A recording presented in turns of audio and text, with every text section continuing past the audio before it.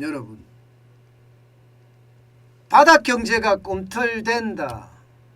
사실일까요? 그런 단서는 있을까요? 있습니다.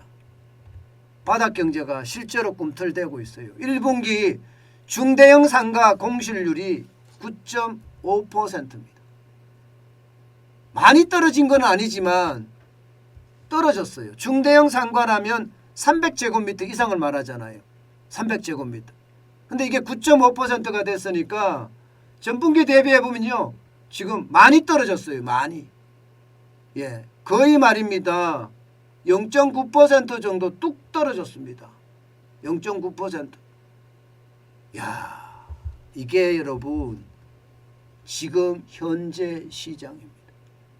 자, 이 그래프를 보면 2021년 1분기 지금 8.9%의 공실률이 있었거든요. 서울 시내 전체에.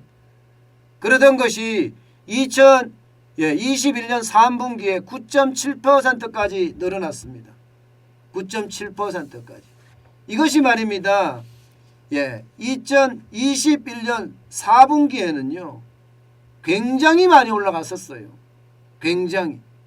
거의 말입니다. 10%에 육박할 정도로 올라갔었습니다. 그러던 것이 2022년 올해 1분기에 9.5%로 떨어졌다는 거예요. 그러면 이렇게 떨어졌다는 것은 여러분 시장이 꿈틀대고 있다는 이야기잖아요. 소형 상가도 마찬가지입니다. 소형 상가도. 소규모 상가도 6.5% 지금 2021년 1분기까지 올라갔습니다. 작년 3분기에는 6.7%까지 올라갔던 것이 다시 6.5%로 내려앉았습니다. 이 말은 창업을 많이 한다는 이야기예요. 어디에서 창업을 많이 하느냐? 주로 말입니다. 젊은이들이 모이는 곳. 젊은이들이 모이는 곳에 창업이 많이 이루어진다고 이야기합니다. 뭐 당장 젊은이들이 많이 모이는 곳이 어디겠습니까? 홍대 아니요, 홍대. 연남동, 합정동, 뭐 이런 쪽, 동교동 일대.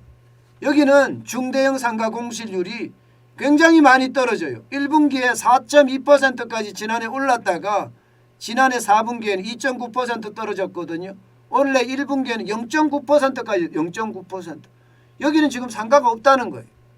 상가가 없다. 연남동이나 아니면 동교동 일대나 아니면 홍대 앞에는 상가가 없다는 거예요. 벌써. 이미 많은 사람들이 먼저 찜을 한다는 이야기죠. 먼저 찜을 한다. 그래서 상가 자체가 어렵게 된다 이렇게 이야기도 합니다. 심지어 말입니다. 젊은이들이 모이는 곳이 강남구에 압구정 상권도 있잖아요. 여기도 말입니다. 이게 워낙 빠르게 변하니까 상가 자체의 어떤 모양새가 굉장히 달라지는 것 같아요. 제가 이걸 다시 보여드릴게요. 이것을 보면 말입니다. 중구 명동만 하더라도요. 여러분 어떻게 되는지 보세요. 이게 상가 공실률이 뚝뚝뚝뚝 떨어지고 있어요. 2021년 1분기만 하더라도 38.4%였는데 이게 4분기에는 50.1%까지 올라갔거든요. 명동이. 그런데 지금 40.9%. 그야말로 명동에 가보면요. 인테리어 한이라고 정신없어요. 인테리어 한이라고. 인테리어 한이라고 진짜 정신이 없다니까요. 그만큼 상가가 지금 좋아진다. 거리두기가 해제되고 나서는 뭔가 분위기가 바뀌고 있다 이런 얘기가 됩니다. 게다가 마포구 연남동이나 동교동 일대 한번 보세요. 4.2%였던 어떤 상가 공실률이 지금은 0.9%까지 떨어졌다고 이야기하잖아요. 저는 이런 걸 보면 시장 전체의 어떤 분위기가 많이 달라진다 이렇게 생각을 하고요. 명동이 이렇게 올라가는 것은 외국인들이 아직은 오지 않습니다. 그렇게 많이 오지도 않습니다. 그런데 명동은 직장인들의 상권이잖아요. 또요. 이제 직장인들이 그리 많이 몰리는 거예요. 외국인들이 안 오니까 이제 명동은 직장인 차지다. 뭐 이렇게 생각할 수도 있는 거죠.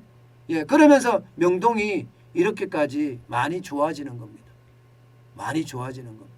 저는 이런 것을 보면서 그나마 아직까지 보복 소비가 일어난다 이렇게는 못 느끼는데요. 보복 소비까지는 못 느끼지만 대학가를 중심으로 해서 사람들이 많아지는 것은 분명해 보여요. 사람들이 많아지는 것. 옛날에는 다니지 않던 사람들이 많이 다니고 있잖아요. 많이 다닌다는 자체가 여러분 바닥 경제가 꿈틀거린다는 거예요. 여러분 이게 우리에게는요 어쩌면 진짜 행운이라고도 생각해야 됩니다. 사실 말입니다. 우리 경제 전체적으로 봤을 때 지금 내수가 엄청 심각하거든요. 저는 내수가 좋다 자꾸 하는데 뭐가 좋은지 잘 모르겠어요. 왜냐하면 소매 판매가 계속 떨어지고 있는 상태였잖아요.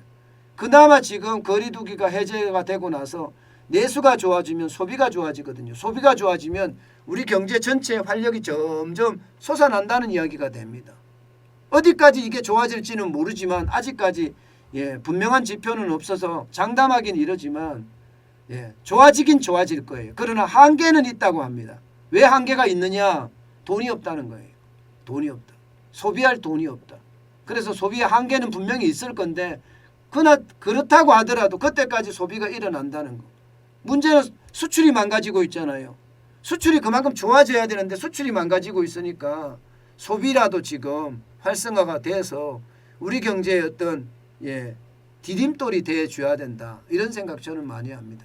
기업들도 투자 안 하거든요. 설비 투자가 지금 굉장히 심각한 상태거든요. 그만큼 우리 경제 성장률에 지금은 수출이 담당해 왔어요. 지금까지. 그러나 앞으로는 내수가 어느 정도 담당을 해줘야 합니다. 거리두기가 해제됐으니까 충분히 담당해 줄 거라고 생각은 하지만 그래도 불안한 건 사실이에요. 왜냐하면 그만큼 쓸 돈이 없으면 충격이 될 수도 있거든요. 분명한 것은 바닥은 살아난다. 제가 이미 말씀을 여러 번 드렸기 때문에 자영업을 하시는 분들은 웬만큼 제 이야기를 알고 이미 창업을 준비하고 계약하시는 분들이 많이 있더라고요. 저는 잘하는 일이라고 생각합니다. 그래야 됩니다. 그래야 됩니다. 이제는 뭔가 먹고 살아야 되잖아요. 더 이상 버티지 못하는 게 현실이니까요. 저는 그래서 뭔가 먹고 살 수 있는 방향, 그런 방향이 많이 나와서 우리 경제가 어디서든 훈풍이 불어서 나중에는요 활력이 넘치는 경제가 됐으면 좋겠습니다.